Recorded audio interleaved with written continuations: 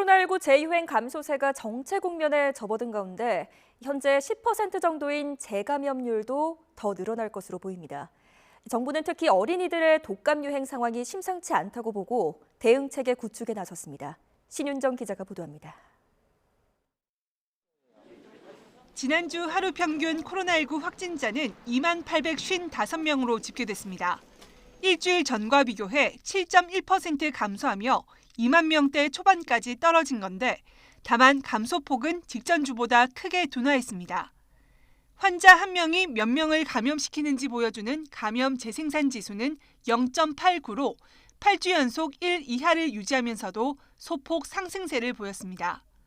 주간 확진자 가운데 재감염 추정 사례는 10% 정도인데 방역당국은 이 비율이 더 높아질 것으로 보고 있습니다.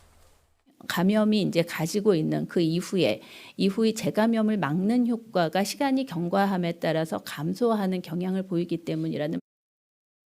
이와 함께 최근 해외에서 증가하고 있는 BF7 등 하위 변이의 국내 검출률도 상승세를 보이면서 모니터링을 강화하기로 했습니다.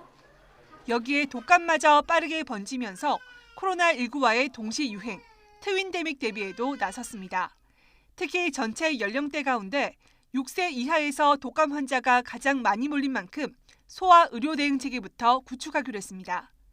어린이 독감 무료 예방접종 기간은 내년 4월 말까지지만 서둘러 맞을 것을 독려하고 소아 독감 의심 환자에는 검사 없이도 독감 치료제를 선제적으로 처방할 방침입니다.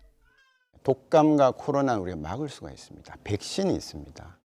아이들한테서 독감이 덜 유행이 되도록 예방주사하고 개인 방역 수칙 지키고 아울러서 아이들 마스크도 좀 씌워주는 것이 더 안전하다.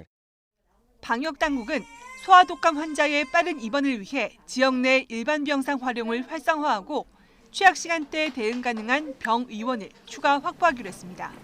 YTN 신윤정입니다.